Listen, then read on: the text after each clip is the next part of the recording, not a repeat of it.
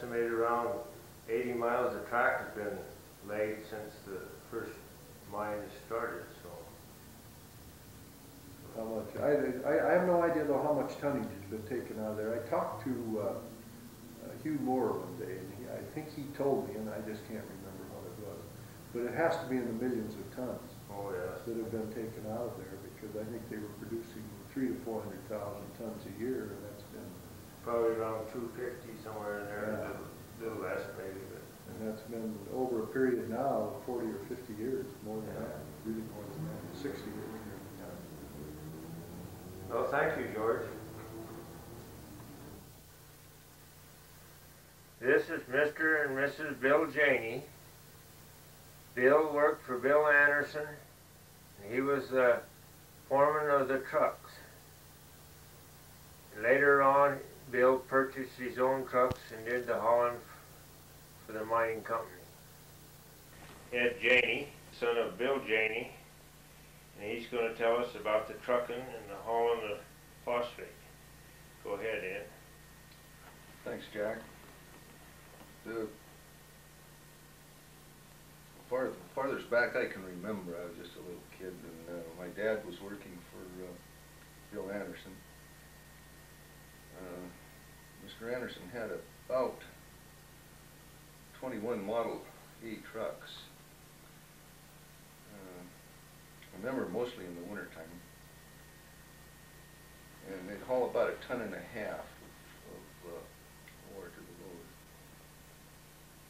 There's no roads much. There's right down the creek bottom, a bunch of gumbo mud and what have you when it did warm up. But in the winter, there wasn't trouble with mud, but boy, the snow was deep. And, my dad did have some pictures of the darn things. I don't know whatever happened to them. I think there was about 12, the way my dad talked, that he could ever keep running at once. The rest of them was you know, it'd be broke down, and darn thing's cold, no windows in them. You know, there's that plate glass type of stuff, and you get a bump in the wind, it'd break and fall out. No heaters. And they're pretty antiquated. And I think that's the time Mr. Anderson had a pretty big contract with Trail, and they run those trucks 24 hours. They never shut them off, 7 days. No antifreeze either. You never had antifreeze in them. And I can remember as a little kid there was they'd been working on a truck and backed it out of the shop. And they had hired a big, heavy set guy to drive, and that guy never got the front of the radiator covered up quick enough. And he was running around looking for cardboard to cover the darn radiator, and it froze up. And boy, the steam started going, and I was standing there watching him, and I was the only one around. I was just a kid. I didn't know what to say. He said, "I'll fix that." And he went and grabbed a burlap sack and dipped it in some gasoline, and had a bucket there, a big tub to wash parts and stuff. Wrapped it around a stick, lit it afire, and held it in front of the radiator. Thawed it out, but melted all the copper or all the solder in the radiator. And apparently Mr. Anderson had built a mill here to the phosphate, to grind the phosphate, and grind it down to 200 mesh. Boy, that's fine stuff, you know. But anyway, on our way back from California, we moved to Boise, and my dad was selling ground phosphate for fertilizer, and he, I guess, would order it from Mr. Anderson here at the mill, and he'd ship him down whatever he needed. I remember my dad had a pickup there, and he'd take off every morning, a pickup full of these 100-pound sacks of ground phosphate, and trying to sell it down around Nampa and Boise is good farm country. Apparently that didn't work, because we came back from there to Dillon, and he tried selling some more on Dillon. Apparently it didn't work again, so we moved, and this was in 1939, And that's when my dad went to work for Mr. Anderson on a contract with his own trucks. He bought his own trucks in 1939. But when we started, my dad started hauling there then. Mr. Anderson probably had another contract. And this was about the third year then we left Boise. And my gosh, my dad started getting all kinds of letters. Of course, well, the Dan Mill, excuse me, when I got to back up a bit. When we were there then and I think it was 39 or 40, right along in that years, the mill caught fire and burned down. And it just burned, there was nothing left there. I mean, it was completely just gone, you know, just the rubble, big iron wheels sticking up through the cinders. Then the next year is when my dad started getting the letters from Boise. They wanted that darn phosphate in the worst way, and apparently it didn't act like this treated phosphate. It wouldn't work first when you first put it on. It took about 2 or 3 years for it to get going good. And the farmers down there were saying, my gosh, they didn't think it worked at all, see, when they first put it on there. And that's why, I guess it's madder than hell, the old man, selling them something that wouldn't work. And about the third year, everybody that had bought it and put it on their fields, hell, they went out there and they just double what their neighbors and people had around them, you know. And so they were clamoring to get the darn stuff, but there was no mill. The damn mill had burned down, so. Anyway, then at that time, about 39, that's when my dad started hauling, and the mine took off, and I don't know if it ever shut down from that time on, you know. They just run that steady from then until the time we quit, as far as, I don't remember the time that it was Probably not. Never shut down. And anyway, in 1939 then, my dad bought some, what you call it, DW-40 Internationals from Charlie Johnson there in Anaconda. Because, hell, they had never had any money, you know, and had a hell of a time finding somebody with old Charlie, old Swede, I guess, Norwegian Swede, I guess, Johnson. Anyway, he says, yeah, he says, I'll back. He must have trusted him. Anyway, he got him a bunch of trucks, and Dad took off, and the darn things would haul about 6 tons. Of course, they had heaters in them then, too, and they were a lot nicer truck. Had windows in them. But coming down that hill, that steep hill, brakes would get hot and melt the rubber in the brake master or wheel cylinders, and the brake fluid all run out of the darn things.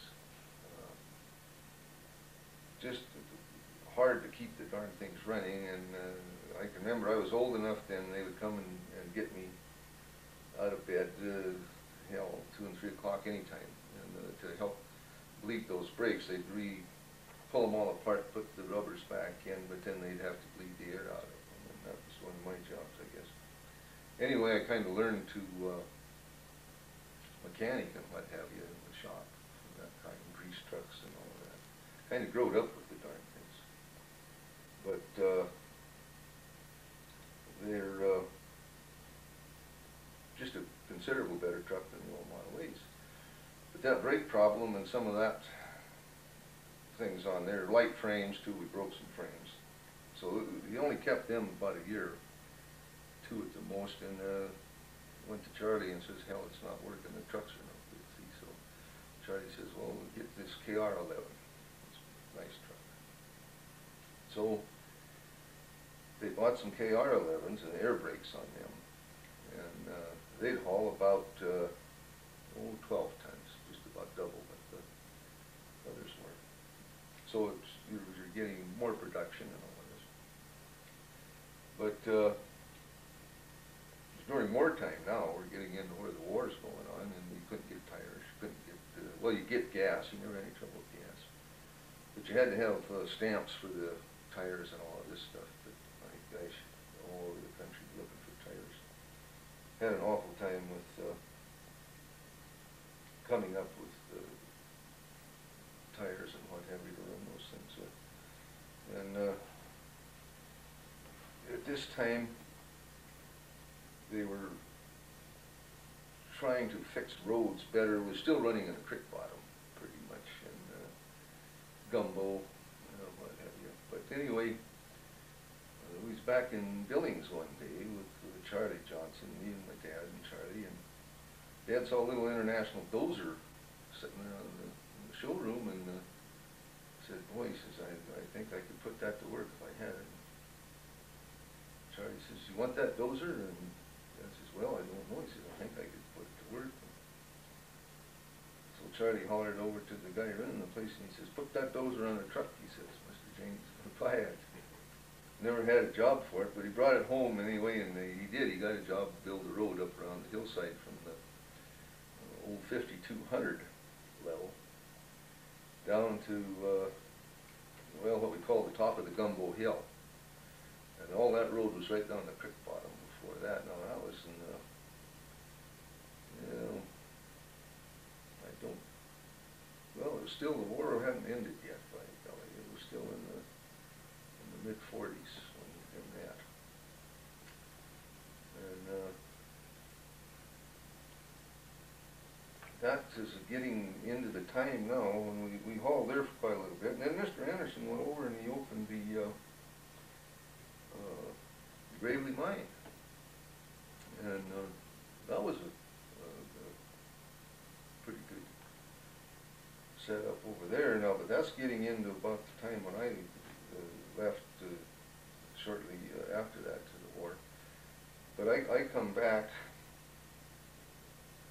no, I hauled there by golly before the war, that's right, too, on that one. That was still during wartime. But again, I was driving truck at that time. I was probably 13 years old, 13, 14, along in there. And I always had the dirty end, I always got the graveyard shift and the worst of it. I can remember the miners all stayed at the mine, and bunkhouses, had a cookhouse up there. I don't remember, the Longs came over there for a while. They had a cookhouse at the Anderson too, and the Longs cooked there, and then Baldy Rogers and his wife cooked at the Gravely after. But boy, that was good eating. They had a really good job. But I remember when I was driving truck, the crew that was off mine would always be down to either Blanche Knight's place or Sandy Ryerson's or somebody. They had those bars. Man, oh man, those guys drink. And they always would send a guy over when they'd see me come down and look about like the last trip or something, and they'd keep checking when my last load was going to be. And when it was, I'd have a bunch of drunken miners, boy, in the back of that truck that you couldn't believe. That it was wall to wall. Like, you couldn't hardly get any more men in there, you know, going back to the bunkhouses. Pretty wild times. But they were good times. Everybody seemed to have a lot of fun. They spent money. And you know, talking about fun, too, Mr. Anderson shut the road down coming out of the Gravely there on weekends. And they'd sleigh ride down there. And that road come from the Gravely probably 3 miles off of the hill from the top of the Gravely down, between 2 to 3 miles from there down to the county road. And boy, what a ride, you know. And they plow that snow out with a cat, and you get down about halfway and you start through those S curves, you know. And they build the darn thing up. I don't remember if Fay White was running patrol yet then or not. They build the curve up with the wing on that patrol so you'd have a good super to it, see. And boy, you come around there in a sled, I'm telling you, I don't know, 40 mile an hour, I don't know, you really go. But that was fun. And I don't remember who the rancher was, the Benson's, or I forget who it was, but they had a hay sled with horses, you know, and you put some hay on the sled, and they bring that, you know, to pull the sleds back up. But big pots of chili, and oh, that was great living in them days. A little tough other than that, it was, everybody had fun. You know, let's see. Then in about 40, yeah, along toward the end of the war, then is when Mr. Anderson opened the Luke mine. And so then he was hauling from the Luke and Gravely both for a while. Before they shut the Gravely down. I don't remember when the Gravely was shut down. It was shut down in 56. 56. So that's quite a while. We hauled from there quite a long while. But anyway, from that KR-11s, we hauled in there till about into the, let's see,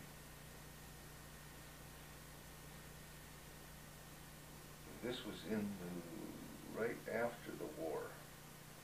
Right after the war, when Dad bought some KB-11s, which is a tandem truck.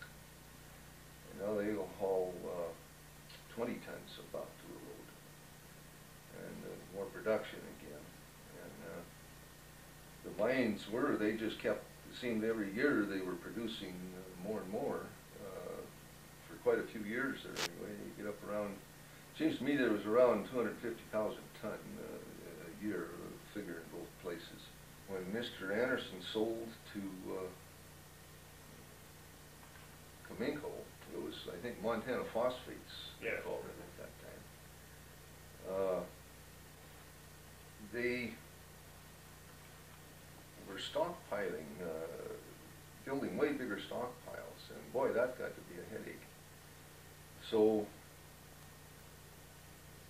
my dad says, why don't you take the job of moving the stockpiles? It was, he was using it with the company cat with one of them cable towered buckets on it, you know, and boy, that thing was a man killer and it was slow, you couldn't do anything. So I says, okay, and I went and looked for some loaders, and at that time International came out with what they call a huff loader, about a yard and a half bucket on it with rubber tires. And so I wanted to buy that, but there was, Fred Burnett was in the picture then. And he says, no, he says, we want the loads. They wanted the loader, so I had to go along, that he was the boss. But anyway, they bought the loader, and I had the trucks, and I run the loader myself. That was another man killer. It had a regular, you know, just a gear shift on it. They came out with a Johnson bar then about a year or two after this, which they traded, and boy, that was nice. And then eventually they came out with the hydraulic, or you know, the torque converters and all this. Anyway, I run that loader, and till the mid-50s.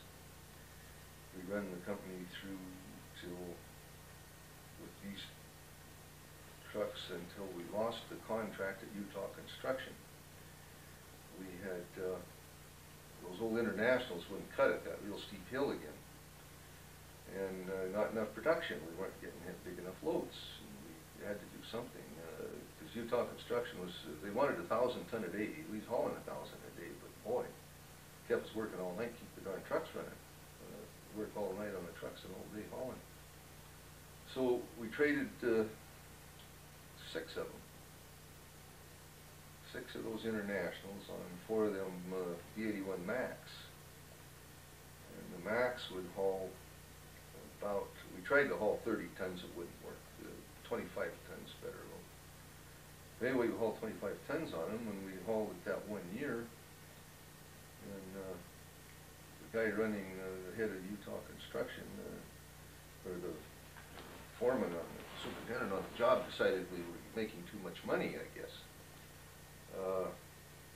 I had a Roadmaster Buick, and my dad was driving a Roadmaster Buick, and Howard Kello says those guys are making too much money. They're both driving Roadmasters, and he couldn't afford one, I guess. Anyway, he took the job away from us and gave it to a guy named Malco out of Glasgow. And I think he was kind of intimidated or something into that job. I don't know why he ever done what he done, but he come down, he bought 6 of those old trucks we traded off. All 6 of them, and put them on the hill. And it didn't work too good. They had parts scattered all over the place. Anyway, we got the job back the next year and a little better price, so we could keep on working.